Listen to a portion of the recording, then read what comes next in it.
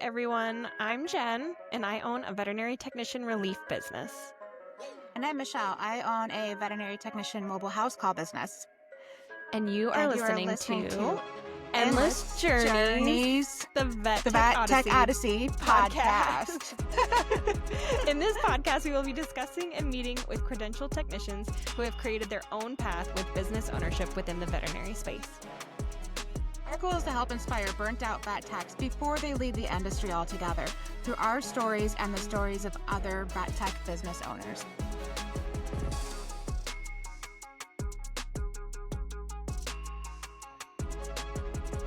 All right. Before we jump into today's episode, we want to give a huge thank you to one of our sponsors, Action Vet Tech Services, or AVTS. AVTS is an RVT-owned staffing, training, and consulting agency founded by Jacqueline Phillips RVT, based out of North Carolina with a nationwide reach supporting credentialed veterinary technicians.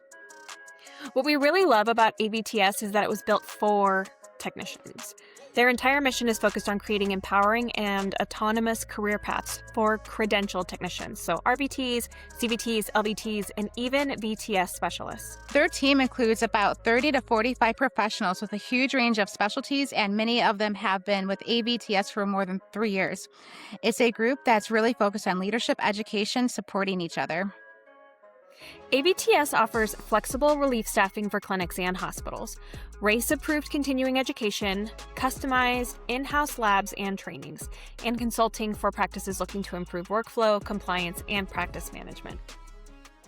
They also create real pathways for technicians to grow into leadership roles, teaching opportunities, and long-term career development, which is something we talk about a lot on this show. What really makes AVTS stand out is their RVT-first owner-led model that prioritizes autonomy, professional growth, and building a strong community of credentialed technicians. So if you're in a clinic looking for skilled veterinary technicians or a technician looking for new opportunities to grow your career, be sure to check out Action Vet Tech Services and see how they're helping elevate technicians across the veterinary profession. All right, now let's get into our episode for today.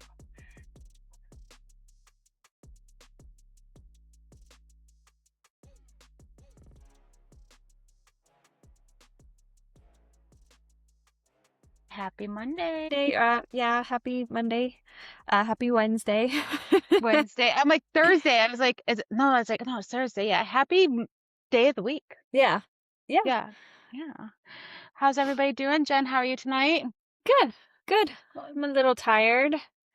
Gonna take a nap after this, but just one of those typical winter days. Yeah, it's a winter day for sure. We got, I actually had to reschedule my clients today. I took a snow day today and I've been home all day, but then I got a headache not too long ago. So I'm like, okay, it's kind of nap time for me now too. But we had we had fun recording earlier. We got a great episode coming up. We have Julia Miller. It was fun chatting with her. Julia does a mix of relief work and she does mobile work as well.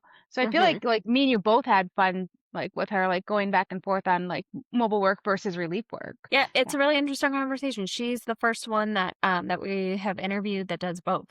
So it's going to be a really good mix of what she's doing, and just a really good conversation on how you can handle it if you are wanting to do both of those, as opposed to one or the other.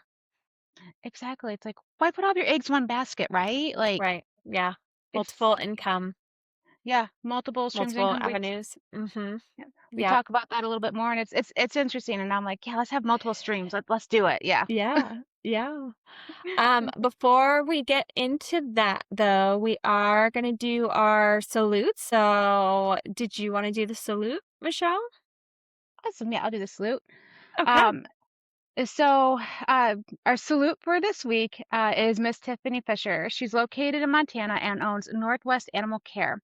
She writes that in the year 2025, she had a total of 489 appointments, 240 returning clients, and 144 new clients. I know, right? Wow. Yes. Here's the cool part. Tiffany also performed 21 lion cuts, 4 cats, and then she did 40 at-home euthanasias. Wow, she sounds like she's really busy. Yeah. I'm Yeah, curious to know how she's many hours she works a week. Holy moly. yeah, and I think her business is a little bit newer too. I think just off the top of my head, it's within the 1 to 2 year mark, and I think she just kind of went full time with it recently as well. So I she's mean, that's a killing it, lot man. of clients. Yeah, that's a hell of a good batch. So, and then especially with her stats, I mean, half of them are returning. Yeah. So, I mean, if you and she obtained 144 new clients. I mean, that's really good. She's getting new clients and she's retaining her current clients. She's keeping them on schedule, it sounds like. Wow. That's Yeah. amazing. Yes. Good for Plus, you, Tiffany. yeah. Plus, she's doing euthanasias out there, and I know, Yeah. people are listening. They're probably like, What is she doing?" But in her state, it's legal in some way. Because if it wasn't, we wouldn't be talking about it, right? Like we Right. wouldn't. Neither would she. She probably wouldn't tell us what she's out there doing. So in Montana, there are ways that licensed veterinary technicians, CVTs, RVTs can get a certificate and perform this. So she's within the legal scope of her license within that state. So please don't. Yeah. Yeah. That's amazing. And we have to talk about that a little bit more. Like, Yeah. Yeah, that hopefully it can become more of a national thing. And more technicians will be allowed to do that because there's just not enough veterinarians that are doing it. And we talk about too, I mean, I just talked recently, of one of the clinics I work at, we were talking about it and how difficult it is and I've already talked about how I would never felt very comfortable doing them, but if there are people out there who do feel comfortable doing them and want to do them, then we should have them do it because not a lot of people want to do it and not a lot of people are very good at it. So if there are people that are wanting to do it out there, then we need more of them because more people are wanting to do those kinds of things at their home where they're most comfortable. So I think that's awesome that Tiffany is able to do that. So Yes. hopefully that'll be something that technicians can start to do more of as well in the future. Yes, absolutely. So hats off to you, Tiffany. Keep us posted on how you do. Yeah, yeah. That's amazing. I love Yes. that. You go, Yeah. girl. That's Yeah. awesome. I love it. Yes. Uh, We are going to be talking to Julia Miller, who is an LVT. And I'm going to let Michelle take it from here. And we're going to get Julia on here in just a moment. So we have Julia Miller, an LVT for almost 13 years. She graduated from Baker College in 2012, started working overnights in emergency to general practice. Yeah. Moved back on relief after having her second child to have more control over her own schedule. She then decided to add on mobile work to be able to connect more with the local community. She's also on TikTok Shop and UGC content as a side hustle. Married for 9 years and has two boys, ages 4 and 6. So welcome in, Julia. Hi, thank you for having me. Yes, Hi, yes, Julia. Okay, Yes. so I have to ask because I have no Yeah. idea. What is the UGC content? So yeah, it's basically like I make videos for brands and they use those videos on like their social media. So it's like a retainer contract. I only have like one brand that I do it with regularly and they pay me every week to make them videos Is that like a and then they veterinary use them. brand? No, nope, No. it's completely separate. Yeah, I Oh, actually okay. don't. I try to stay away from anything like pet related online because a lot of it is very sketchy Oh, yeah.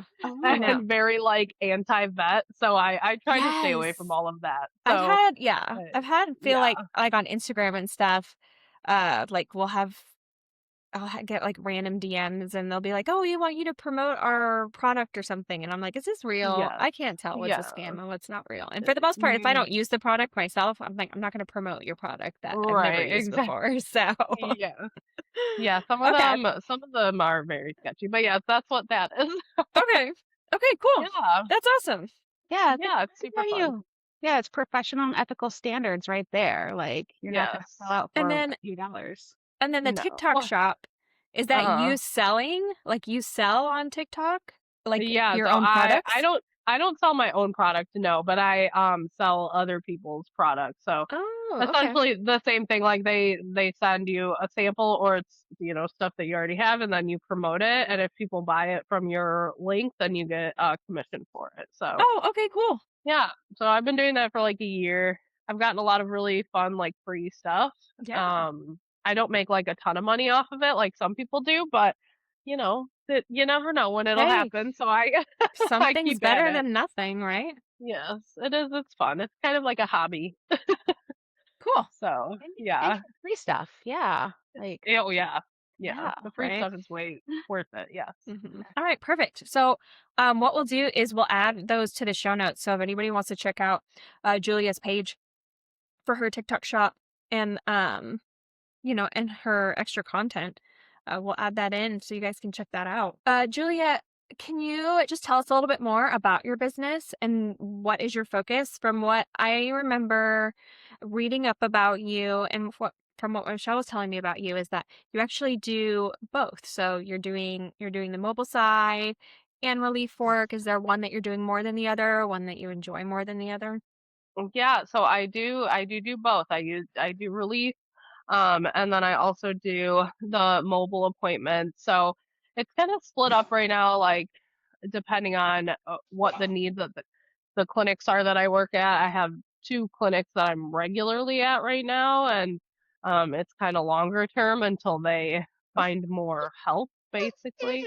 Um, and then the mobile work I do kind of the other 2 days of the week. So I split it kind of almost half and half. Oh, okay. That's Yeah, nice. so yeah, it is. It's a lot of fun, and I get to do my technical skills, and then also, the mobile work where I get to go to people's houses and help them out. So it's a nice mixture of both things. Yeah. Okay. All right, that's really cool. So do you Yeah. have is your relief business and your mobile business, they're both LLC'd? It's actually I have it all under the same Oh, LLC okay. right now. Yeah. Honestly, most of my mobile work, like, because I don't have a lot of like full days right now. It's very sporadic if I Mm, have like a full day of mobile work. So most of that is just kind of like cash, and I don't really do a lot with that. But yeah, it's all under the same LLC right now. If I do end up switching, to doing more mobile work than relief, then I would maybe consider making a second one. I guess I don't okay. really know what the benefit would be of making a second LLC I don't know much about that, so I guess it would kind of depend on the success level, I guess. Yeah. That makes So sense. I can tell Yeah. you, at least from what my accountant told me, and we're in the Mhm. same state, so yay. Um, Yeah. from what he told me, and I'm not giving out accounting advice, but you can, what's what I'm looking for? You can get up to, I think, $10,000 in gifts from friends and family before you report it to the IRS. And I'm not saying do that. I'm not Right. saying do that. Yes. But if like, Alex's best friend is like, hey, Michelle, can you trim Harley's nails for 20, I don't want to say my price on there. Hey, Michelle, can you Yeah. trim Harley's nails? He's a friend of my husband, so I may not, Yeah. just saying. And I have another Exactly. source Yeah. of income coming in, a little bit here and there. And I asked my accountant, and he told me to just put it into my same bank account as well. So that Uh-huh. my Yeah. EIN that holds all of my money for my mobile business. Yeah. So I think technically Michigan you can, because my accountant gave it the okay. And Yeah. I know last year, um, I had like just started doing the mobile work when it was tax time. I was only doing it for like a couple months, so it'll be I'll see how my tax guy feels about it this this year since it's been like a full year of doing both things. So I think I'll see what he kind of says about it if I need to do anything differently. But yeah, for now, yeah, everything's under just the one LLC, which I did relief first. So my LLC is kind of geared towards relief. The name is Helping Paws Relief LVT Services. okay. So it was definitely geared towards relief work first before I started doing the mobile work. Oh, that makes sense. Okay, Yeah. because I've noticed that it's relief, and I was like switching my relief to the owners. I'm like that. Yes. Okay, all right. I guess it does kind of work both ways. Yeah. But yeah. We kind of talked about this already, but your average week look like as far as your scheduling, how are you fitting your work schedule, your hobbies, so your little side hustle, Yeah. and time with your family? Do you think it's pretty well balanced? Or are you still trying to figure that out? I feel like it is. I feel like I've gotten into a pretty good routine of it. You know, for the most part I don't work past 5 every day, and then Nice. my we're kind of lucky. My kid that I have one in school and one in daycare, and the bus route for the school goes straight to daycare, so we get to do like latchkey there. So they just hang out at daycare until I pick them up from work. Um, so when I'm doing clinics and I work until 5, then I will pick the kids up, come home, we do dinner, and then usually after they go to bed, I'll come upstairs and do a couple videos, or if I feel up to it. I don't do it every single day because it does get overwhelming. But on the days when I do my mobile work, like I said, a lot of my days are pretty sporadic with appointments, so I'll have like a full morning or something, and then I'll be able to come home, have the house to myself, and like get extra stuff done or get my videos done or whatever for the week. And I'm able to balance it pretty well. And then, same thing on the weekends. If in the winter I have more time because we're not like out doing things. We just kind of stay home. But in the summer it gets a little harder with the TikTok stuff kind of gets pushed aside in the summer because we do a lot more family stuff. So, you know. Yeah, But for I sure. I do feel like I have a pretty good balance, and my husband works like 5 days a week right now. So when he's home, I can come upstairs and do my thing if I need to, and we work it out pretty well. Yeah, Yeah. Nice. I'm sure you enjoy that alone time. I think me and Jen I talked about do. that. Like, I think it was Yes, off record the other day, like just enjoying alone time, like without the kids, without yes. the husband. hmm It Yeah. is nice sometimes because most of the time it's everybody's home, or at least I'm home with the kids, even if they have a day off, or if I have a day off, then I usually keep them home to save money on daycare. So Right. it is nice when I get to come home and just kind of like do my own thing and catch up on cleaning, or, work stuff or TikTok stuff. I find it incredibly difficult Yes. to keep the house clean when my Oh, husband is yeah. home. Yes. Like I just have a routine, like I have my own routine, and on the days that that he's gone, or like if he's at work, like the house is so clean when he comes home.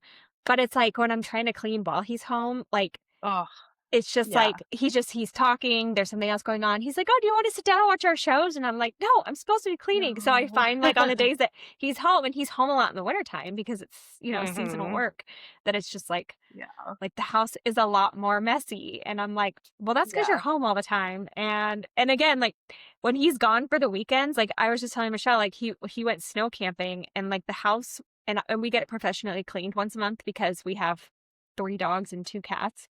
So Yeah. yeah, like he was gone for 2 days, and he was like, wow, the house still looks the same as when I left 2 days ago. I was like, yeah. Mm. He's like, am I really that messy? And I'm like, yeah, I hate to say it, babe, but you really are. Yeah. You really, really Oh my are. gosh. So Yes. yeah, I Yeah. can see that. Yeah. I do a lot better work when it's just me and I can just hmm turn on music and just, Yeah. focus. Yeah. Yep. hmm I get my I get editing. that. I can do my editing too when he's not home. It's like when he's home, Yeah. it's like, oh, can't do anything. Yeah. It's like unmotivating because you want to spend time with them. Like you don't want to like walk away and like do Right. your thing. Like you Right. don't, So I get that 100%. Yep. Yep. It can be hard. Yes. But we love our husbands, and they're not going to listen to this, right? Like, Oh, absolutely. Oh, anything I say, he already knows. There's no secrets Yes. between us. No, So definitely. Yeah. I'll mention to him when I'll be like, "Oh yeah, I mentioned you on TikTok." I'll be like, "Oh yeah, I mentioned you on the podcast or something like that." And he always lets me like, "What did you say?" I'm like, "Nothing that's my negative." husband does actually listen to our episodes, every single one. Does he? Oh, hmm that's so nice. Yeah, he does.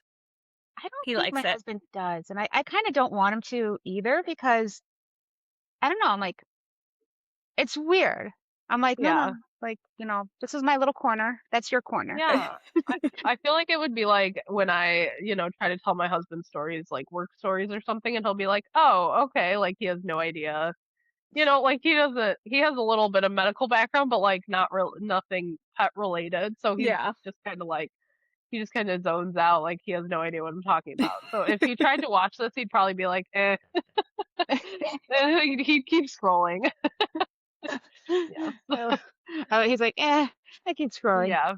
Yep. Uh, can you share your journey from working in a clinic to starting your own business? Was there like a particular moment or like a breaking point that led you to start this?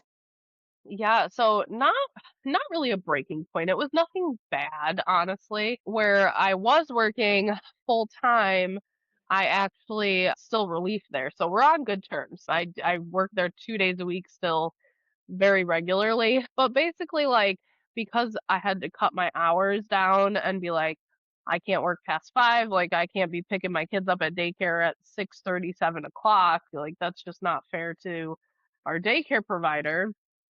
And they kind of had me doing just like technician appointments, which is ironic because now I do nail trims and stuff at people's houses, so it kind of worked out. But that's beside the point. But yeah, they had me doing like just technician appointments, and that was like all I was doing all day every day, and it was just getting a bit redundant where I was like, I want more of a variety of what I'm able to do. Like, I enjoy having a surgery day or doing a dental or something where I wouldn't really have that opportunity because I had to leave early. So, when I told them that I was starting the relief business, I actually waited until I had a full month like booked of clinics that I was going to work at.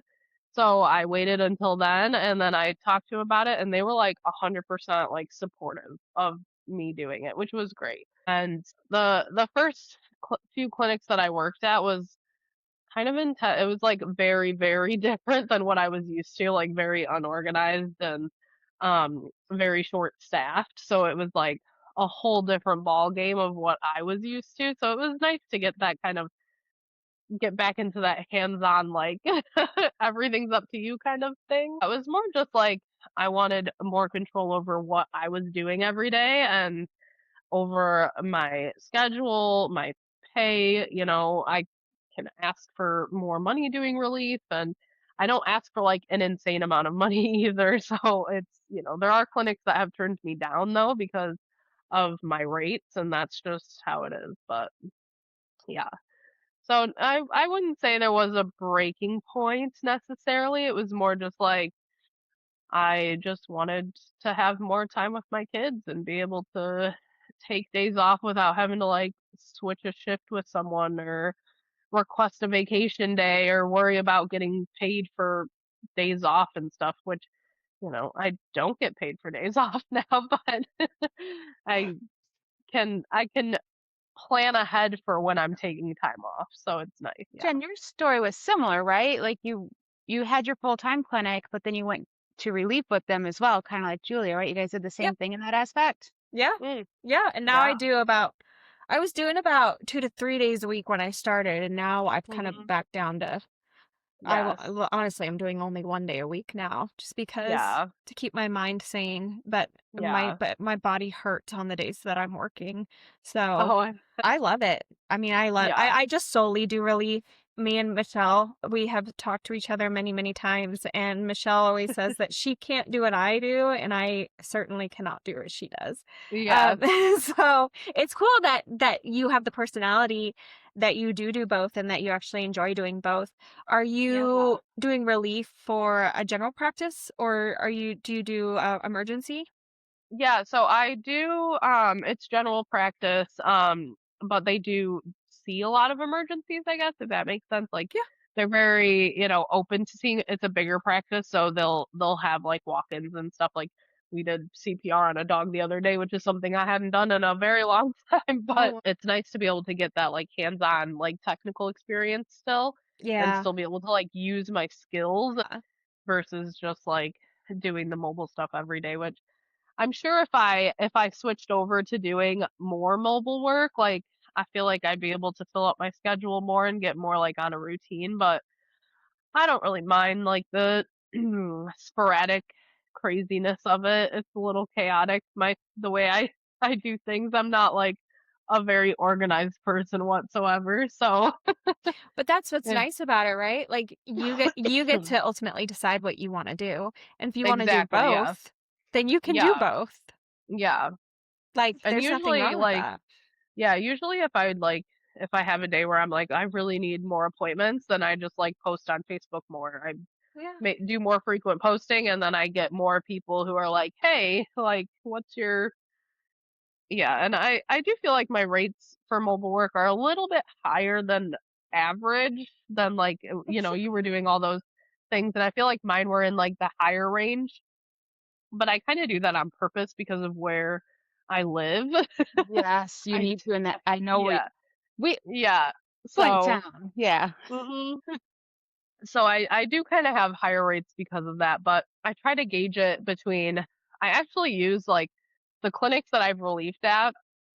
I kind of used that to gauge like my pricing because they're all kind of in different areas and like one place I worked at, they charge like $18 for a nail trim or anal gland expression. Like they haven't raised their prices in like forever. Wow. Then the other place I work at, they charge like, $25 or so for a nail trim and almost $30 for anal gland. So like when I was gauging my prices, I kind of went in between and like picked my pricing based on that, and I think it worked out. Yes. So yeah, I keep my prices a little higher because I don't want to go into certain areas around here. So Yeah. I get that. and I've still had clients who where they live, I would not expect them to want me to come to their house and trim their dog's nails, but they do, and it works out. But there are some times where I've gotten out of my car and been like, should I really be here? Right. But You need to get yourself a you know, Bronson. yeah, exactly. My dogs would not be the best protectors for sure. So Julia, have you always known that you wanted to do something like this, be an entrepreneur, or was this something that gradually happened and you were just like, this sounds like a great opportunity, I'm just gonna go for it?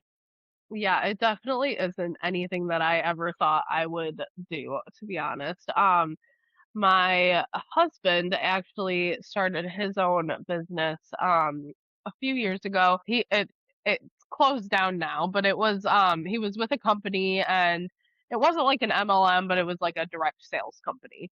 So he had opened his own office and he was working like a ton, like all day, all like into the night, and it was just a lot. And I think that when he got to that level where he was like gone all the time, and then I felt like I was gone all the time, then I think it kind of gave me the idea like I should be doing something different. And I always thought like, there's relief veterinarians, like why are there not more relief technicians? So, yeah, so he was doing his own thing and I kind of just felt like I should be doing something. And I had a friend who was a veterinarian who actually went into relief for a little while too. And she was like, because she was like homeschooling her kids and like doing all this stuff, and she just couldn't find a clinic that she was happy at. So she started doing relief, and it kind of got me thinking. And it took a while for me to like get up the nerves to move forward with it. But there was actually another technician at the clinic I was at who added me to the Facebook group. So she added me to that group because I had been talking to her about it, that I was considering it. I just wasn't sure like how to go about doing it. So when I joined the group and I just saw so many people that were successful doing it, and I realized in Michigan it's not a very common thing. Like I was reaching out to clinics for like a good like month and a half before I found ones that were saying, "Yeah, let's do it." Like it was kind of crazy. They were like, this isn't anything we've ever been offered before." And they were like, "We're just looking for a full-time Right. tech." And I'm like, That's what they always "Well, say, right? We're looking for someone full exactly. time. It's like, okay, well, you haven't Exactly. found them. So until you find Right. one, I'm willing Exactly. to Like help. I am putting myself out there to help you. Yeah. And they're like, well, why don't you want to, like, they were confused. They were like, why don't Gosh. you just want to work at one clinic? And Yeah. you try to explain it, They and don't understand. yeah, it's not a common thing. And like doing like the apps, like what is it, Rover and Hound, I think is like another relief app where you can put your info in, but those aren't very popular in Michigan still, so you don't get a lot of leads from that. So Right. it's a lot of footwork. Like I sent out a lot of Mhm. emails and phone calls and just trying to find places that were like, yeah, actually we could use your help. So I know. I it, put my resume on Indeed and I was getting so many reach outs for full-time work that yeah, I was having to like put like in bold, like on the actual resume, relief licensed veterinary technician, like yeah, relief. And then once you open up my resume, then my objective is I am looking for a relief position to help out at your hospital. Like I don't yes. want a full-time job. And again, yeah, they're like, well, but we're looking for a full-time tech. Do you want to work? And I'm like, no, I don't want to work for you full-time. Yeah, No. they don't. It's so weird how it's so Yeah. like people don't understand. And then of course, like the amount of questions I get when I do go and I do relief at hospitals, like I've had technicians like walk up and be like, "Wait, so you own your own business?" Or like I've had veterinarians tell other technicians like, "Oh yeah, she has her own LLC," and then they're like, "What is an LLC?" Like they don't Yeah. even know, and they're like, Yeah. "So you don't work for anybody full time?" And you're like, "Nope," and they're like, "But why?" Like, Right. and they're just so confused by it, and it's like Yes. because it's better, and they're like, "But Yeah. I don't see how it could be better," and I'm like, "Well, I mean, but to each their own, right?" So, Exactly. Yeah.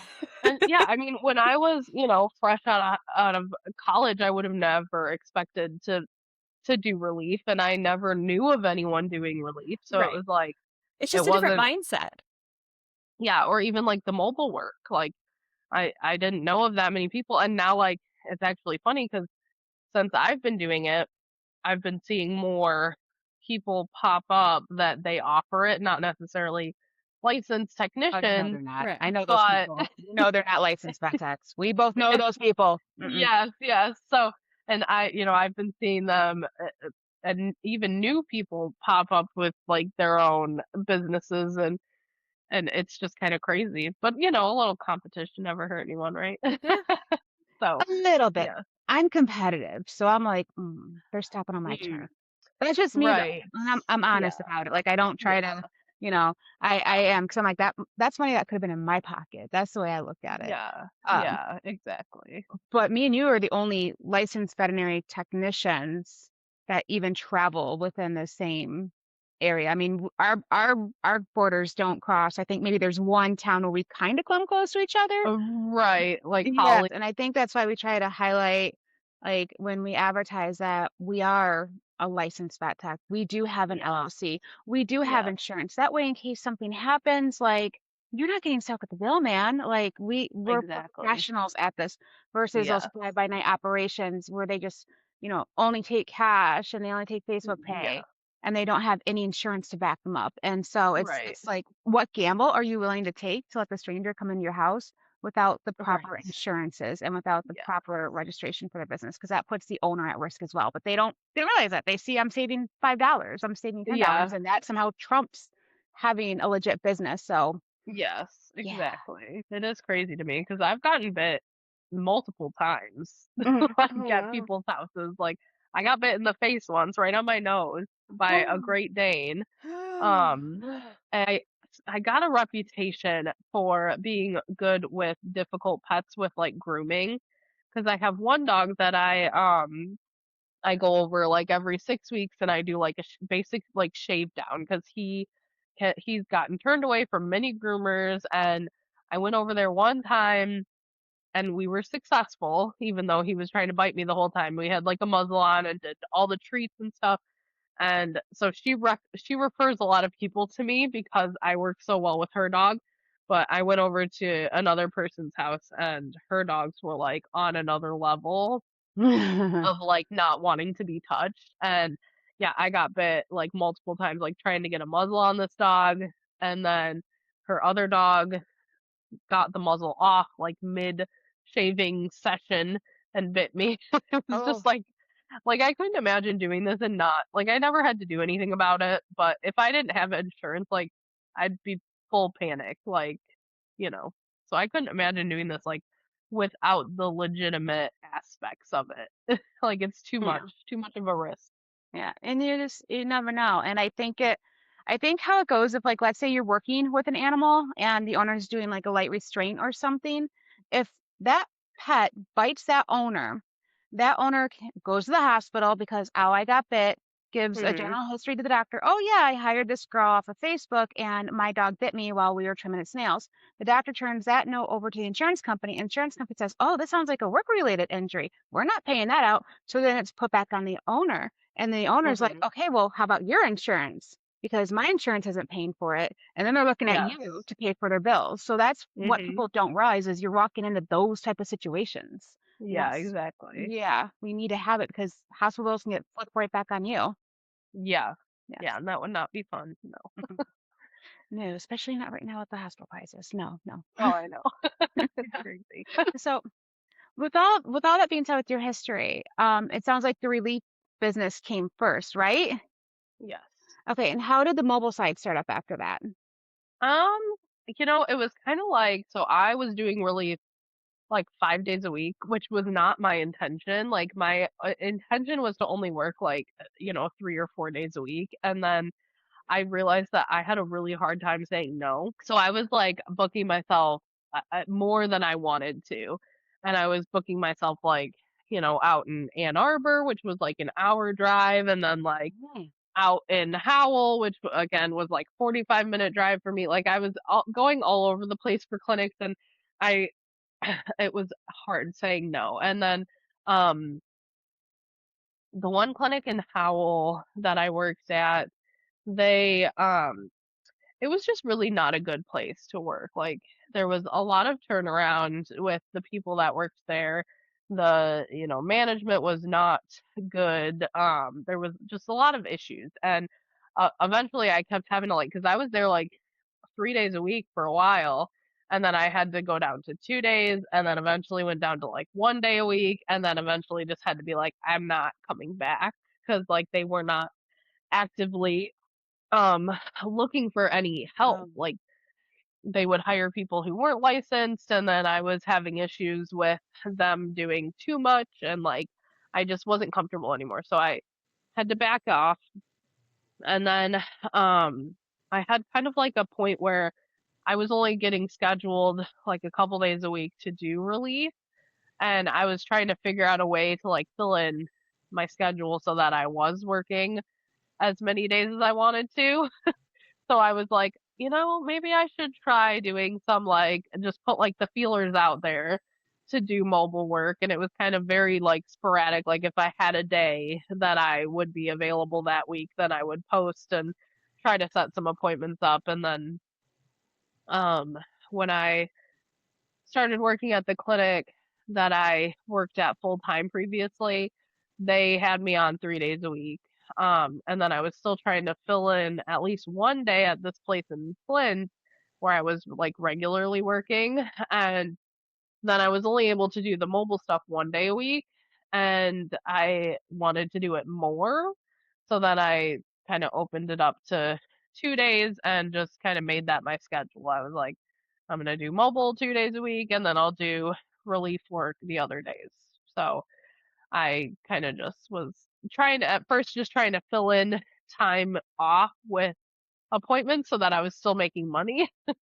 Um, and it was just to kind of keep the income coming in. But then I was like, oh, I really like this. And like people were really drawn to it. And I started getting regulars and it just kind of blossomed from there. I love that. I love having multiple streams of income. Like Yes. I think that's in this economy, no matter what your profession is, to have like different resources. Because if one Yes. goes down, you have another one you can just pick up or work on, and you're already one foot in Exactly. the door. Yeah.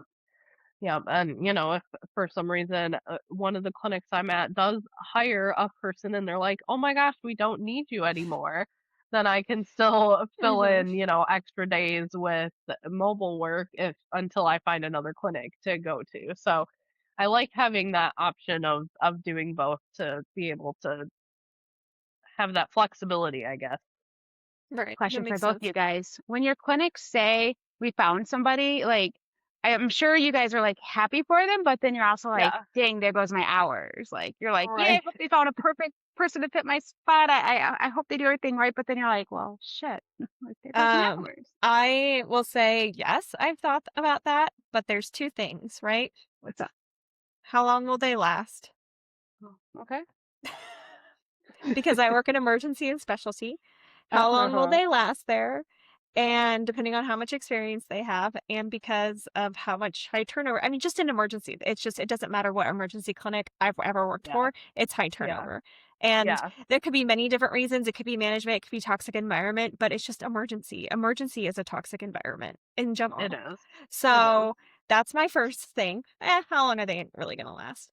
And second, do you know how many call outs there are every day? Like, it had gotten to the point where in time where I was panicking because I was like, "Oh my gosh, they're almost fully staffed. Like, what am I gonna do? I'm gonna have to find other clinics." And I really liked working at that clinic. But then I was like, "Oh, there's like a call out every day."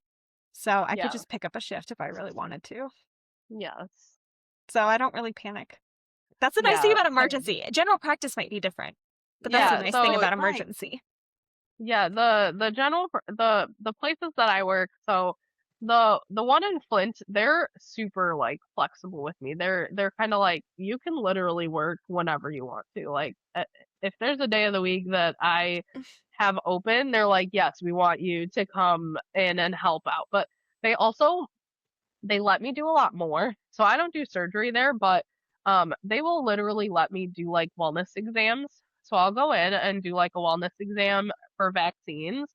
And unless I find something abnormal, like that's how much they trust me to be able to like find the abnormal things and be like, I want a doctor to look at this versus just being like, oh my gosh, your pet is super healthy and, you know, I can recommend, dental cleanings, whatever, give their vaccines and they're on their way. So it's like they put a lot of trust in me, which is wonderful, but they are very flexible and they're like, you can work whenever you want. So if I have an extra day where I don't have like the other clinic doesn't need me, for example, then I will pick up a shift there.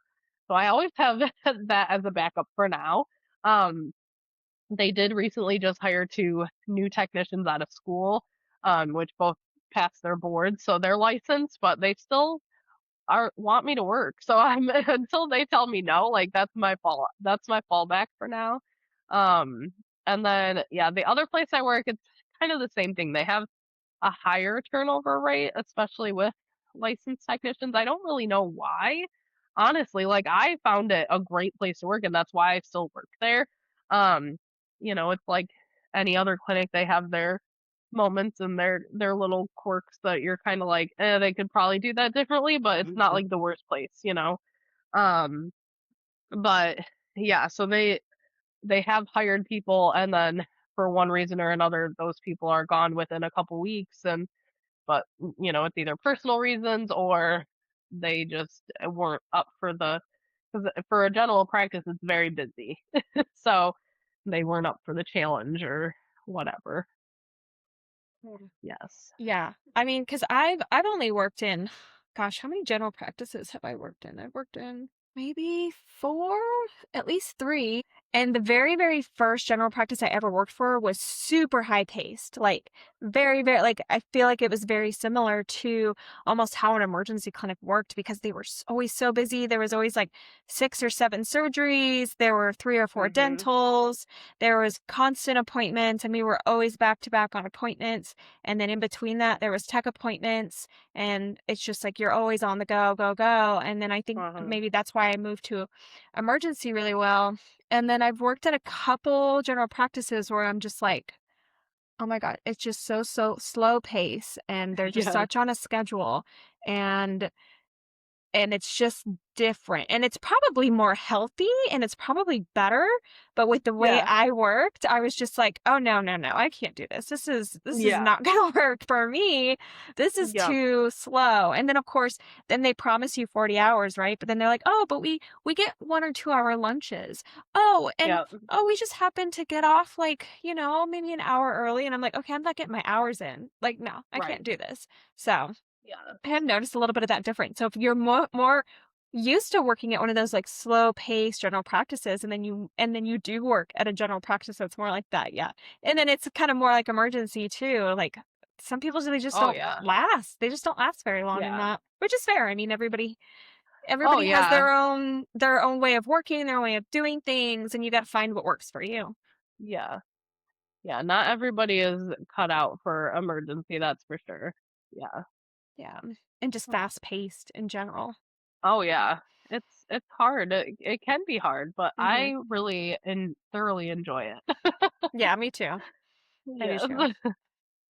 So I know in your area there's one emergency clinic. Have you worked there before? In that one? No. So I What, was like, on their, yeah, I was on their relief list. There was a couple times that they reached out and I just wasn't able to fill the shift. Um, and they actually reached out to me over like it was around Christmas time when I did that hockey game oh yeah, thing, yeah. yeah. You were like Because our they first were, salute. Yeah. yes, Yeah. they were there at the same game and they had kind of like almost, I don't know if they like forgot about me or my info got pushed aside because I had said no so many times. But they had reached out again and then I was playing phone tag with the lady and we have not come in contact again with each other. So it's um kind of up in the air still. And there's another clinic that has been reaching out, trying to, well, they really keep reaching out for a full-time tech, and I keep telling them, no, I'm relief. So I'm trying to figure out if they want me to help them for relief or not. But yeah, emergency is just hard because the way that their relief it works, especially the one out here, is it's a 12-hour shift and it's usually last minute because they have somebody call in or whatever. And having kids and a working husband, that's hard to You can't. be Yeah. like, yes, I can work. So, You can't just drop everything. um, Yeah. yeah, exactly. But definitely would do it if I had the opportunity and it worked out in the universe that I would. But um, yeah, that place also doesn't have the greatest reputation, but it's also an emergency clinic I in don't know Flint, what emergency Michigan. clinic So does at the end I of the know. day. I mean, and there's so many different reasons for it, right? I mean, Yes. I know, I've worked emergency long enough. I know that I love emergency, and every single emergency clinic I've worked at has had an incident or they've had a reputation at one point in time. And Yeah. it's always a he said, she said story. Oh yeah, for And, sure. and then again, people talk and they don't last very long there. And they're like, oh, it's just so toxic. And it's like, it's Yeah. emergency. Emergency is toxic. And, Yeah. and I feel like unhealthy people love emergency. I mean, that's Yeah, just the it's way that it is. stressful. Yeah. Yeah, I it's mean, like I'm not a it's a healthy lot. person. I'm an unhealthy person. So, and I Yeah. love emergency. Yeah, exactly. It's just, it is what it is, Uh, unfortunately. But, yeah. But the one clinic that you do a lot of relief at, that's kind of your home clinic. I know them a Mhm. little bit, and they do kind of operate like emergency. Because I remember I worked there for a very short period of time, like 16 years ago, and I'll never forget. One of the doctors was like, "Well, you know what that means is like because at the time they weren't doing appointments, like they just Right. wouldn't do appointments, and It was walk-in, yeah. it was walk-in only it's more back like in the urgent day. care. Yeah. So Yeah. he was like, you'll never know when something comes in the door. And I remember Dr. Without editing his name out, Dr. Chad was like, or what? And I'm like, oh yeah, or what's gonna come in the door? So I know how that clinic operates. It's kind Yeah. of like I remember Yeah. one time we were there on a Wednesday when I don't know if they still close at 2 or at noon on Wednesdays, but when I was there, they They did. do, yeah. Okay, Yeah. cool. They still do it. And I'll not forget these bulldog breeders walked in at like 11:50 and they're like, "We think our dog needs a C-section." And here we are. It was my first time ever doing a C-section because they knew we were getting ready to close. Yeah. And I remember, I don't know if he still works there, but one of the guys worked there was really mad because he had plans to go golfing. Like, I will not Oh, forget that. yeah.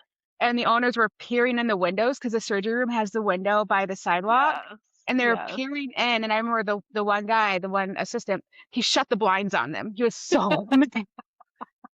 I will not. And I'm sitting there like, I had never Um, done this before, like tossing puppies up in the air. And I'm like, what do I oh do? my gosh. So yeah, Yeah, that place is like emergency. Yeah. they are they've gotten better, I will say. Now that they do appointments, but they will basically tell almost anything and everything to come in if they call, but that's just how they are. It's more of the old school mentality of this is just how we do it. So, Yeah. and yeah, the other place I work at is very much the same way, but they're a little more strict with their emergencies. They only allow so many a day, and they have like block offs and their schedules for urgent cares like for that reason, like same day appointments and that kind of stuff. So they're a little more strict, and they kind of gauge what we can handle. Whereas the other places just like, yeah, sure, come on in, we'll figure it out. So there's a different dynamic at a lot of places, but Yeah. that's what makes it fun, I guess, working at multiple clinics. Yeah. Yeah, mixing it up a little bit. That's what I like. Yeah, exactly. Julia, managing two companies obviously can be twice as demanding. What specific boundaries have you set to maintain that work-life balance and also helping you prevent burnout? I know that you kind of talked about it a little bit, so I did. And yeah, yeah, like I said, I don't know. I'm terrible at saying no.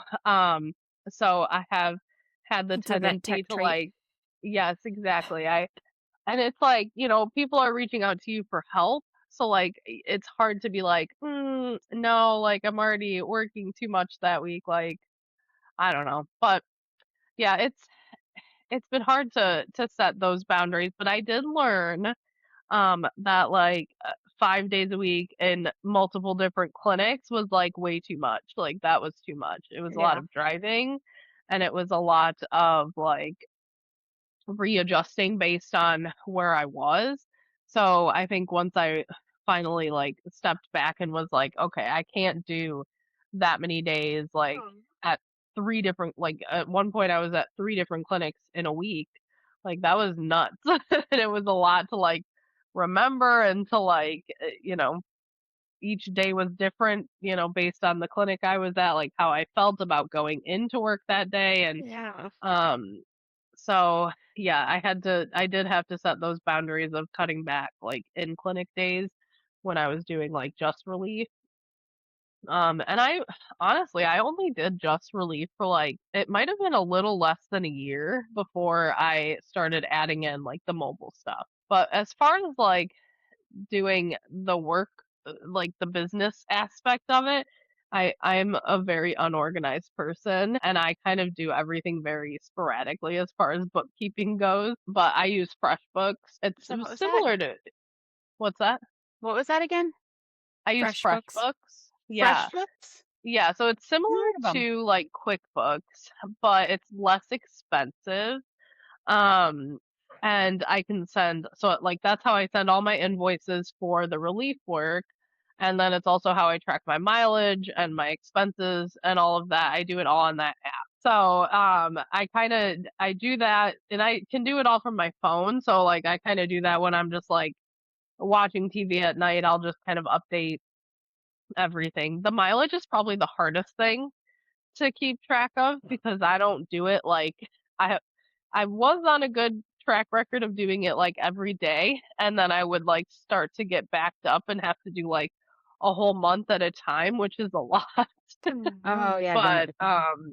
yeah, that's kind of the hardest part for me is like the bookkeeping aspects of everything. And I just, as far as receipts go and stuff, I try to do that all right away. Otherwise, I will forget and I'll put it off, and then I'll be like, oh crap, I have to enter that in. So I do that it's too, so don't feel bad. okay, good. No, no. Yeah. Yeah, I feel like we put pressure on ourselves to get this done, to get that done, but I literally keep all of my receipts in a freaking really pretty shoebox. Yeah. They're just thrown in there. I Mm. If the government audits me, like, okay, have fun. Like, we'll get Yeah, this done together. here you go. Yeah. No, Yeah. it is nice on there though, because you can upload like the picture of the receipt and then it just stays so like it's attached on there. Or like because I do a lot of my ordering online, like Amazon and stuff, so I'll just screenshot it and put the picture there so that I have it, and then it's in my order history, and then like Nice. scrubs and stuff. If I order any scrubs, I'll put them on there, and insurance and all that. It's all digital now, so I don't really keep any paper receipts, honestly. So old school, but yeah, I like that. So you can do. I'm so, like literally, I'm so old school. I just throw them up in there. Yeah. Um, but my accountant can see all my transactions, so and they put Oh everything in yeah, a that's ledger. nice. Yeah, they just Yeah. they don't think that I'll need them, but they just tell me to keep them. So I'm like, okay, Right. I You will. never know. Yeah. Yeah, you never know. But I'm gonna check that app out if it keeps everything, the mileage and the receipts. I'm gonna have to check that one out for myself. Thank you. Yeah. Yeah, it's nice. And yeah, if you have like people like I don't you it has different like tiers, like if you have a lot of clients. So I use the clients for like the clinics that I'm at. So if you have like, more than like 10 or something, then you have to like upgrade. But like I just delete them if I'm not going to be working there anymore. I'll delete it and then add it back in if I need to. Um so yeah, that's been nice. I just use that, and it keeps track of everything for me, and my accountant doesn't seem to have an issue with it. So, Beyond receipts, do you keep both businesses separate or do you integrate them as one? they're mostly integrated as one. So like all of my, because like I said, I only have one LLC, so all of my supplies for like the in-home stuff, all of that goes under my LLC. And then like when I did that hockey game thing, like I used that under my relief business, and I kind of keep it all integrated as one. And then if I have like checks or anything from some mobile clients, still use checks, and I'll deposit them right away, and I put those all in my business account versus like my personal account, so that keeps track of them there. I was just gonna say, and you separate your days too. Like you have certain days that you do mobile work and then certain days that you have clinic work. So you Hmm. designate days of the week. Like I know Wednesdays are your mobile days. Yep. Yep. So- Wednesdays and Thursdays I do my mobile days. I do because, like I said, I have a really hard time saying no. So there are times where, like when I work at one clinic, they have a 2 hour lunch break. So if I have a client reach out and they're like, I really can't do Wednesday or Thursday, then I'll like squeeze them in during like my lunch break Oh, or wow. something. Like I've had a tendency to do that as well, but it's usually only for like regulars who are like really, good clients that I don't want to lose. So even though they would probably understand if I said no, it's not too difficult to balance everything out. Which business do you like the best? So Oh. out of the both, do you look more forward to like your relief days or do you look more forward to your mobile Mm, days? that's a hard one. Honestly, I guess if I had to choose, I would still pick like the in-clinic stuff as being like my favorite, mostly because like I know like I'm a skilled technician, like I'm good at my job. And I know that sounds like kind of cocky, but like I've been doing this for so long, like my skills have been very much like perfected. Yeah. Like that dog that we did had to do CPR on, it was already like DOA, and we couldn't get it back. But like I was able to place an IV catheter on that dog 3 separate times, even though it wasn't with us. So Right. like just knowing that I have like that skill set and Mm-hmm. like being able to share that with like new technicians, I like being there to help with technicians that are in school and stuff. So I think that that is still like where my heart is still in clinics. I just don't want to be at like one specific place. You don't want to be tied down. Exactly. And We're I free do like doing spirits. yes, I like doing the mobile work because people are just so appreciative of it. They're like, especially people with like cats or like elderly people who have big dogs or whatever, like whatever the reason, if they just don't want to leave their house with their pet. And I'm like, that's the reason I do it, is to help those people who can't, get out of the house as easily, or if their dogs are just like completely crazy at the vet, then they do better at home. So I like both aspects, but yeah, I think my heart's still in the clinic aspect of it. Yeah, that's fair. I think that happens a lot. Yeah, And I know for myself, like I mentioned this, like I miss clinic work, so I feel like you can take the girl out of the clinic, but you can't take the clinic out of the girl. You know, you just exactly. Yes. yeah. As weird as that sounds, yes. Yes. Yeah, I just needed to limit my time in the clinic because I mean, Yeah. I remember I was working, I had gone down to a point where I was working two, one full time and then two, one full time and one part time, Yeah. and then at one point I was working two part times and a full time. Like I've just spent so much of my life in a clinic. And then I just got burnt out, which happens all the time. Oh And yeah, for then, sure. and then and now it's like I still like to dabble. I still like to be in clinic. I just don't want to spend all my time there anymore. Exactly. Yeah. And that's a big And part of it. I think that's hard for people to understand, especially like, new technicians who don't know like what we're even capable of doing outside of just working in a clinic. Like, Right. I feel like a lot of the new technicians that I've worked with, like didn't even think about the whole starting your own business thing. A lot of them will do like pet sitting or, Mhm. you know, house sitting, that kind of stuff like on the side to make more money because Lord knows there's no money in veterinary work. So Right. they all have like their own little side hustles. And I'm like, you could make that like legit. It doesn't have to be like just a side business. Like you can make that Right. part of like you, but I could never get into that. I never did the mobile like house sitting that kind of thing, especially now because since I have kids, it's just too much Yeah. to juggle. But I Yeah. give props to people that do it. Uh-huh. Me Yeah. too. Yeah, Yes. me too. I just with the scheduling, I wouldn't want to do it, and I don't know. I feel like pet sitting, there's so much more like liability, and it's Yeah. so much more of a commitment. Like we have a snowstorm right now. If I was pet sitting, I'd have to go out in that. No, Yeah. Yeah. It yeah, wouldn't matter. Like you uh-uh. have you have a commitment to go check on these people's animals, or like just staying at people's houses. Like that just always is It's weird to me. weird. Yeah, Yeah. me Yeah. too. Yeah, I would be like, what's under your bed? No, I don't want to know what's under your bed. Mhm. Does your mobile business operate in the same way as your relief clinics? If so, do they benefit from one another? They do actually. So, yeah, so like I said, the place that well, actually both places that I really fat, they're very supportive of when I told them I was starting the mobile work, which is always hard to tell how it's hard to gauge how they're going to react because like I'm a technician and the scope of practice, issues. So, when I told the clinic that I was going to do it, they were like again 100% supportive of it and they'll both like actually refer clients to me. Like the one clinic I'm at, they because they're so short on like technicians, so they can't do a lot of technician appointment days.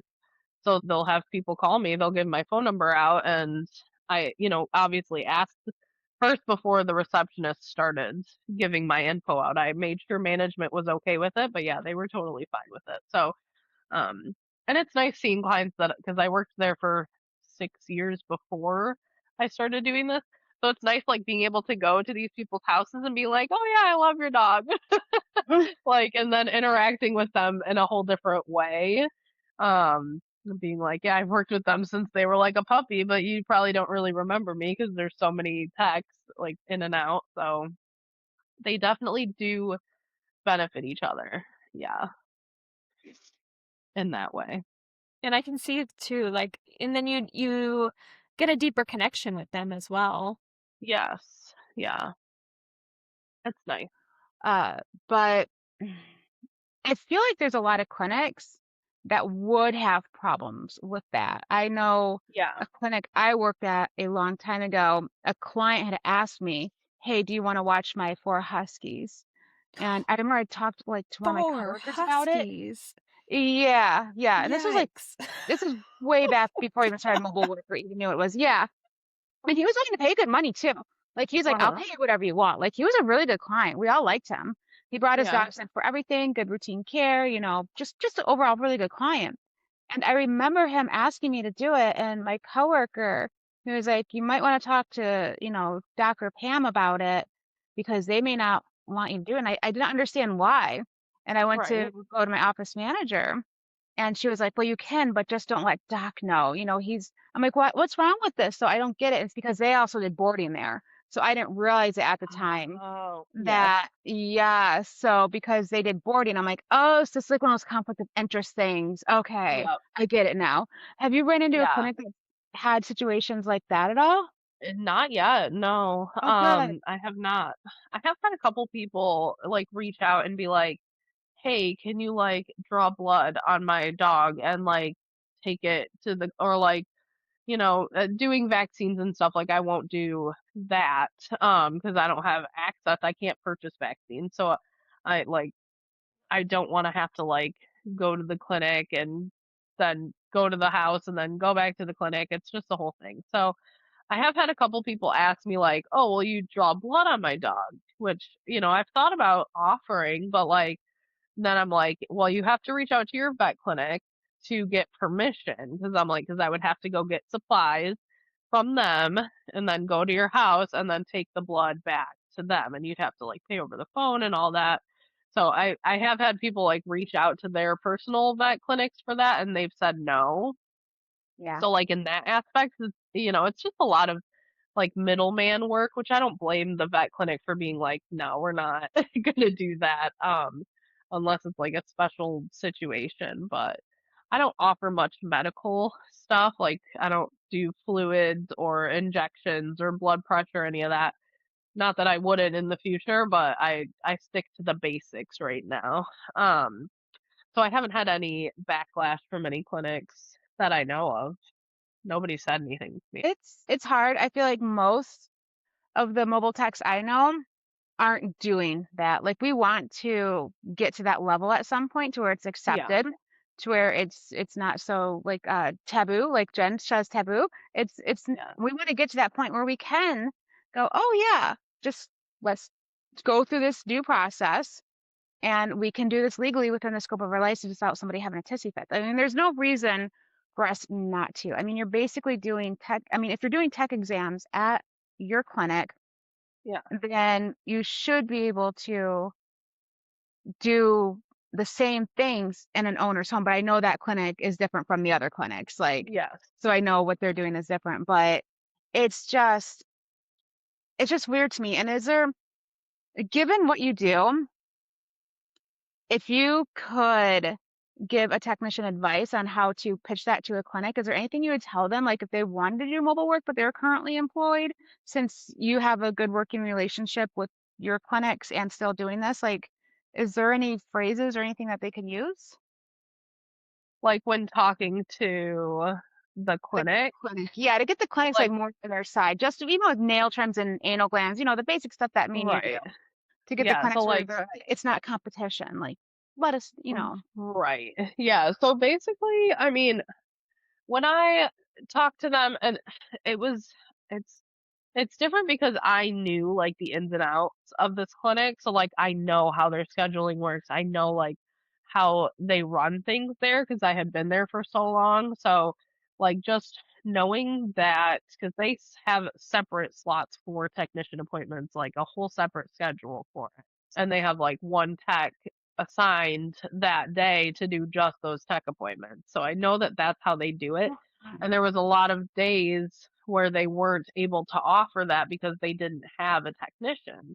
And, one of those days is because I stopped doing relief there that day. So, because that's what I would do the day that I was there. So when I talked to them, it was actually a receptionist that brought it up to me now that I think about it. Because the receptionist was like, hey, we just had someone call for a nail trim, but we can't get them in for weeks. Oh, wow. Can I give them your phone number? So then I was like, let me talk to management first because I didn't want them to think I was taking clients from them because I don't want to ruin that relationship. So So I went and talked to them and was just like, hey, can they refer people because you guys don't have any appointments available for weeks? And they basically were just like, yeah. And, I explained to them, like, I don't intend on stealing any of your clients or telling people not to come here because I can do it for them. It was more just like well, if they're not available, this person is. So it was like a mutual understanding, I guess. I don't I don't know if there was any way that I like worded it to where it would sounded better. I don't know. I personally think it just depends on the owner of the business and Yeah. because I have worked for many different clinics, and there have been so many clinics that, I've worked for a clinic where the business owner was like literally didn't care. They were very supportive of anything I did outside of her business, and it just never bothered her. Mhm. And then I've worked for clinics where one time the owner had us all in a meeting and was saying that they were worried about revenue and they might have to lay people off or at the very least cut people's hours. And I remember going right up to the practice manager right after that meeting and saying, look, if I'm on the list to either be laid off because because I was the last one they had hired. Uh-huh. So I'm like, okay, like usually it's the last one that was hired that's laid off. So I'm like, Yeah. be transparent with me. If I'm on the list to either be laid off or you're going to cut my hours part-time, I need to know so that I can contact the local emergency clinic and see if maybe I could pick up more hours there because I can't afford to work part-time right now.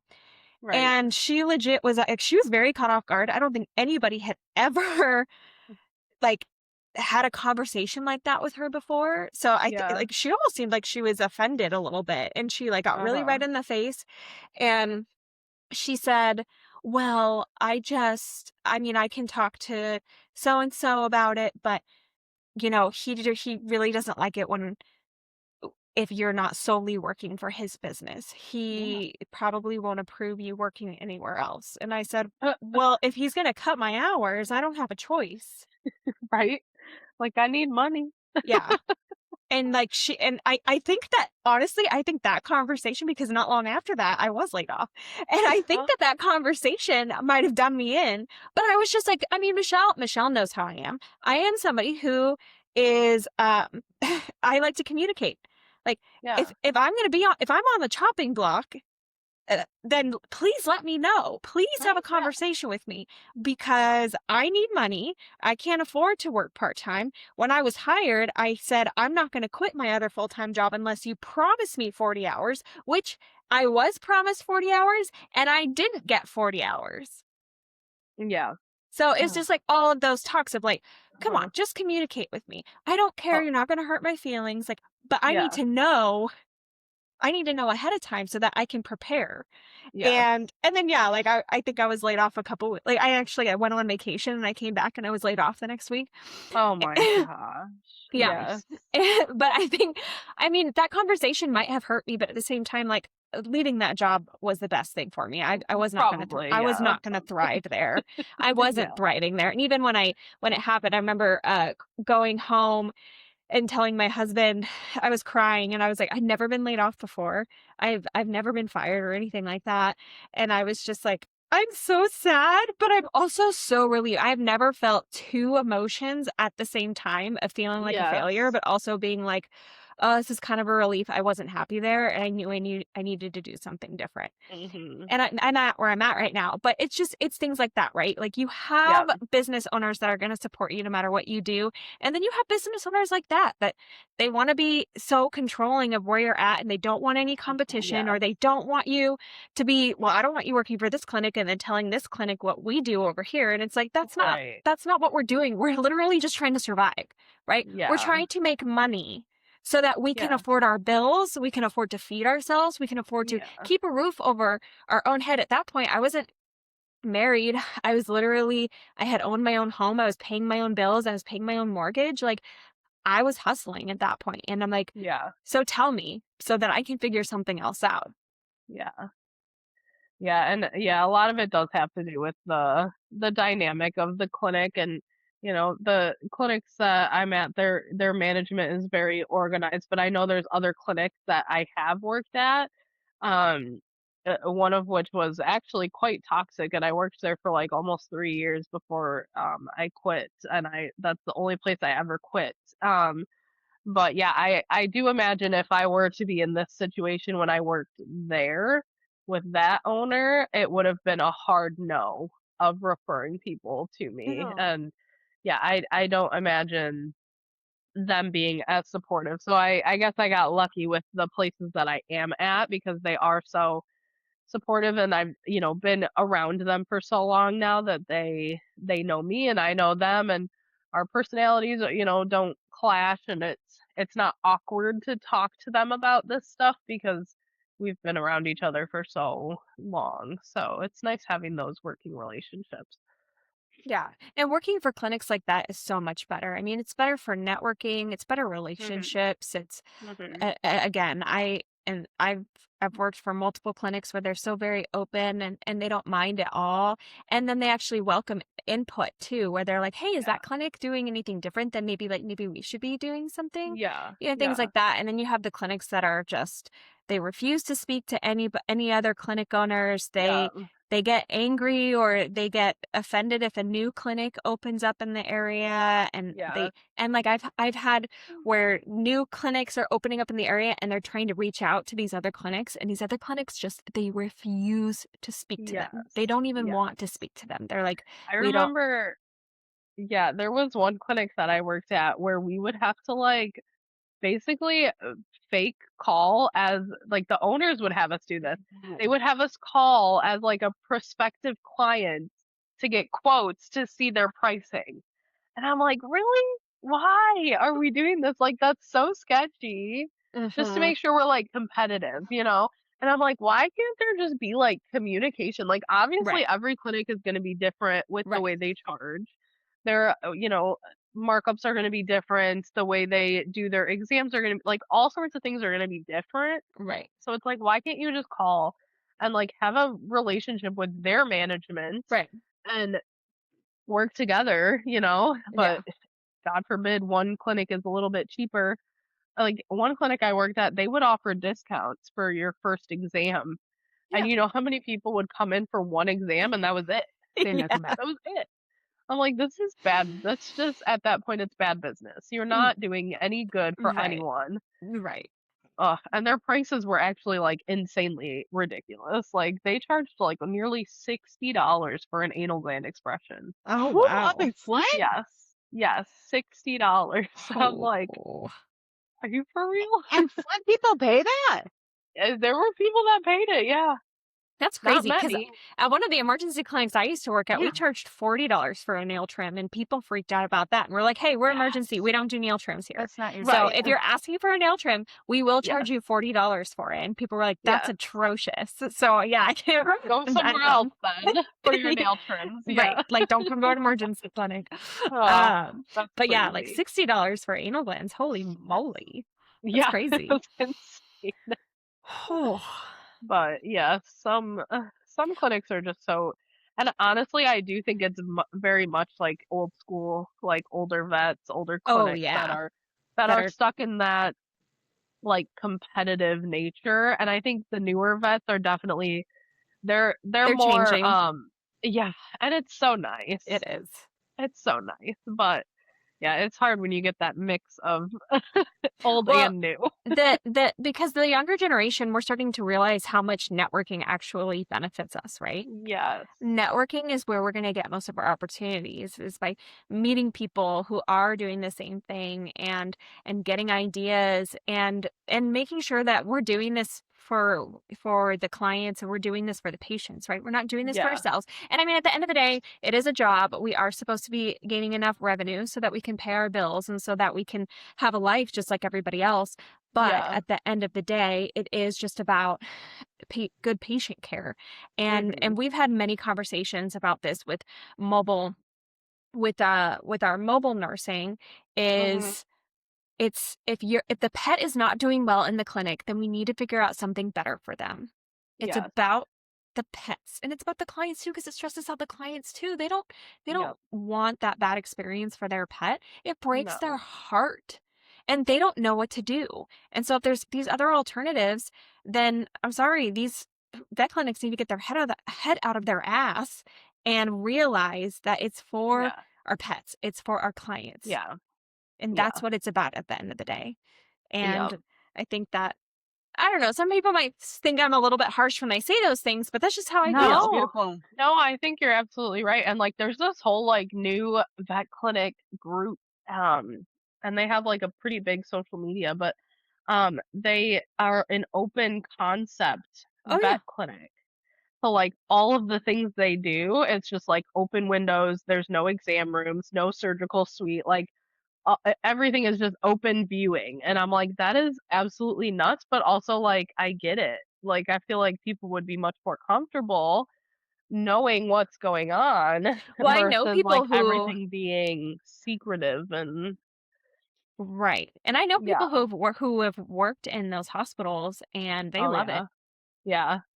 I mean, it seems like it, like at least based on their social media, you can't believe everything you see on social media, but like Right. based on their videos, everything seems very organized and like well run. Hmm. So, I mean, I'm not for many corporate situations, but I feel like that group isn't too terrible. But yeah, and social media is huge right now too. If you're not, if you're not Yeah. on social media, it's like you're doing something wrong. But Right. also, like, how do you have time to be on social media, like making videos and stuff? Right. I don't know. Right. Oh, it's so time Because consuming. I've thought about it. I'm like, man, there's people that like they have a huge following and they go viral and whatever, like as like technicians or doctors or I know. whatever. But I'm like, I don't got time to be doing skits and stuff I tried in the doing that clinic. a little bit for for when I started my relief business, because I also really wanted to be that mentor for other technicians, obviously, and Yeah. who were interested in doing relief. And so I was doing those videos and stuff like that. But gosh, yeah, it was so time consuming. Like, kudos Uh-huh. to the people that are still able to do it. And also, Yeah. I have a really hard time just being in front of the camera, which I know is kind of weird because we do this podcast and stuff. Yeah. But for the most part, people just listen to us. They don't really see us. Right. Yeah. Um, and so I just, yeah, I ended up quitting doing it. And so, Yeah. like, I think I still have my social media, but I don't even remember the last time I posted. And then, of course, Yeah. then we started this podcast, and I wanted to spend all my time and all my energy on this podcast because I felt like it was Yeah. more important. So, Yes. no, And I it's still, totally you know, agree. just as It's a lot of work. educational and, you know, if people listen to it, then like I feel like it can help a lot of technicians. I think it's great you guys do this, honestly. So, Yeah. Yes, we enjoy it. And the thing I like, and I've been kind of doing the same as Jen a little bit. I used to post a lot on TikTok, but I took like almost like a 6, 7 week break on posting any videos during the holiday season. And it was kind of nice.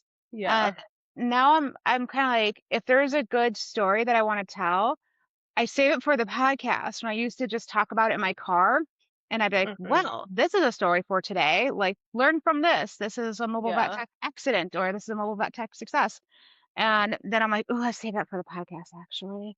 And so that's another reason why I haven't been posting. And I'm like, it's kind of freeing a little bit, you know? It's Yeah. Yeah. it's a little like, like, even though I record in my car when I'm driving, I come home and I would edit the Hmm. TikToks, and I'm like, I don't have to do this for a while, and I just kind of like took a break, but I'm getting back into it Yeah. again. But It is a yeah, it's lot. And a lot of people ask me too, like, why don't you, you know, use your work for content? Because I, you know, am on TikTok all the time anyway.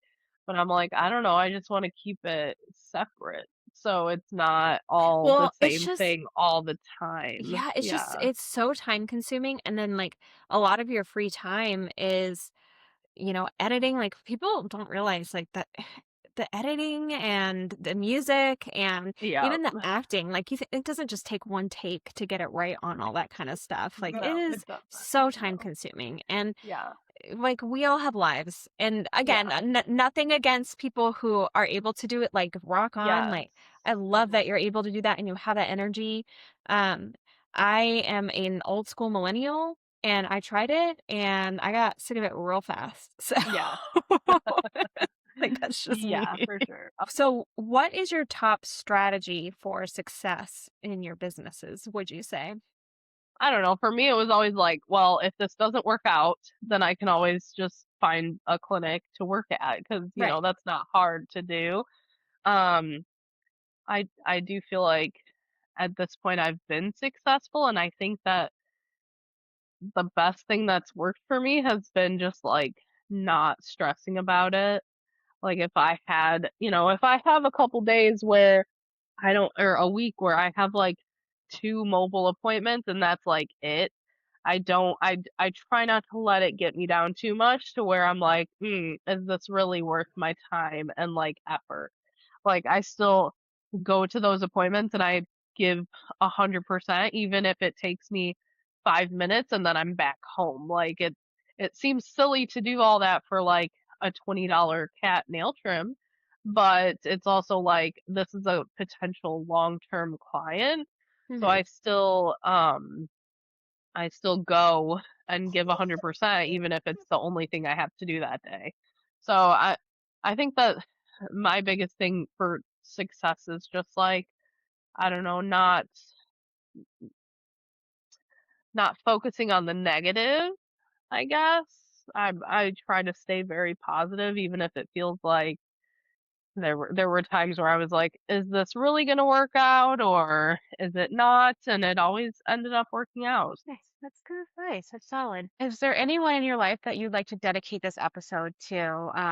Anyone in your personal or work life, or someone who's impacted you in some way that you'd want to dedicate today to? Mm, Probably just my husband because he's always the biggest supporter, When he started his own business, I thought I was crazy for wanting to start my own because then we have two business owners in the house and everything's just up in the air all the time income wise. But, um, he was always very much supportive and helpful with starting my LLC and all that. So that is, yeah, I feel like a lot of us have really supportive husbands and yeah, partners I in feel like you this. have to. yeah, You Yeah. for have to have a sure. really supportive spouse in order Yes, to yes, even get started, to have the courage to do it, and yeah. to be successful at it. Yeah, and like, supportive family and friends who were sharing all of my posts on Right. Facebook and, old coworkers who were like, "Yes, go for it." Like they were all just very, not only proud of me, but also like impressed, like, "Wow, you're really doing it." So, Right. yeah, Yeah. No, it makes a huge difference. it does. It's been quite the journey. That is for sure. And I hope that, with it, I hope that if, things change in Michigan, that like legislature wise, that we can offer more and be able to do more and be more, available to people in their homes. I would love to offer like in-home euthanasias. That would be like, I know there's some states that do allow that. And I feel like that's such a huge need for Mm-hmm. people who can't get out of their house with their pet and the mobile there's very few mobile vets, especially in our area. So like that would be something that I would 100% do if as hard as it is, I would be willing to do it, you know. Yeah. So I think we should be able to. I mean, at at the end of the day, the outcome's going to be the same, right? exactly. It's morbid to think about, but the outcome is the same. And Yeah. if we think about it, these people who don't have access to care, then, so yeah, it's like if they don't have access to it, then that's when the animals are suffering at home and they're going through these prolonged, agonizing deaths. And Yeah. that's also where we see owners doing weird things to try to save their pet too. And I don't know if you heard about it a couple years ago, but there was a dog that was found running loose with like a cut off leg, and they could tell it was like a hack job. Yeah, Oh my it was in gosh. Southfield. It was in Southfield maybe back in like 2016, 2017. So I could That's be, not yeah, but I could be misremembering the details. But somehow the dog got loose and everybody was looking for an animal abuser. They're like, who, this is, some sort of torture, saying, well, once they found out There's actually this guy who was like, I couldn't get access to care and I was forced to do it myself. And he was trying to save his dog with like, I think like topical lidocaine, and he YouTube researched. Oh He was my like, I gosh. couldn't get care for my dog, and he Oh, did it himself. And then like, of course, everybody wanted to hunt down the vet, and I think there was a good outcome though for the dog. I really do. I think that's there good. was. I can't That's good, remember. though. I mean, but this is like Oh Detroit my stuff. I mean, stuff like this is not uncommon here in Detroit. But Yeah. you're right. If we could practice at the top of our license, not even necessarily open the Right. scope, but at the Right. top of it, we could be preventing situations similar to this. Yeah. And I Yes. think that's so important. Like even Yeah. euthanizing, especially because it's gonna alleviate suffering, which is what we vow to do in the first place, right? As veterinary Right. professionals, alleviate suffering. Yes. Why can we do it? Yeah. Yeah. So I don't know. It's something, if it ever became available to us, then it's something I would think about in the future. But Me too. yeah. Yeah.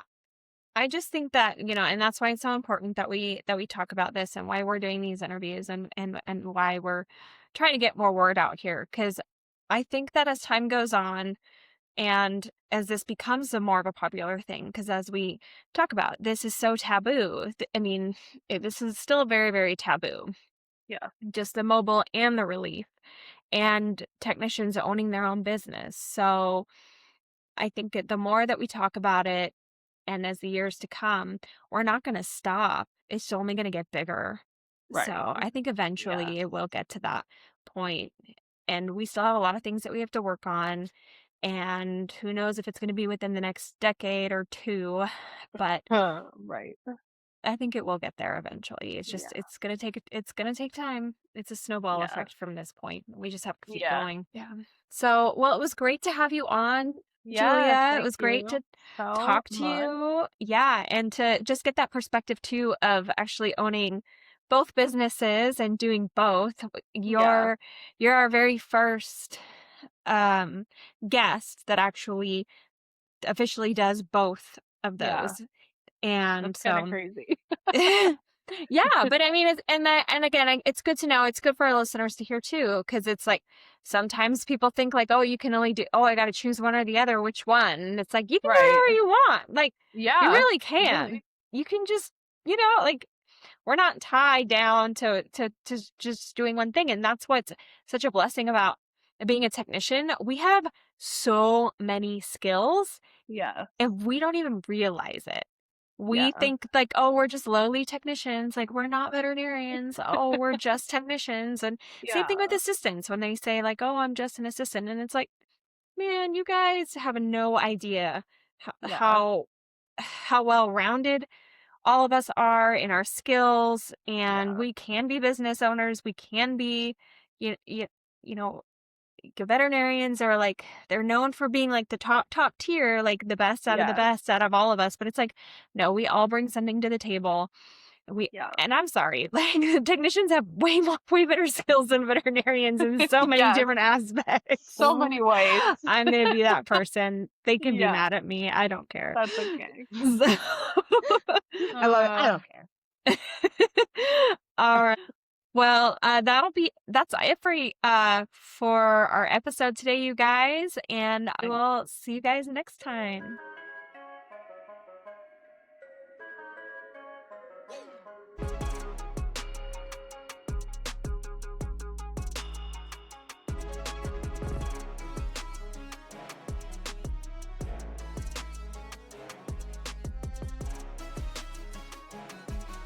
Thank you so much for tuning in to Endless Journeys, the VetTech Odyssey podcast.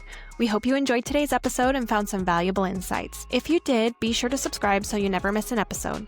We'd love to hear your thoughts, so please leave us a review and let us know what you think. You can also connect with us on all social media platforms at Endless Journeys, the VetTech Odyssey podcast. Until next time, keep learning, keep growing, and keep making a positive impact in the veterinary world. We need you guys.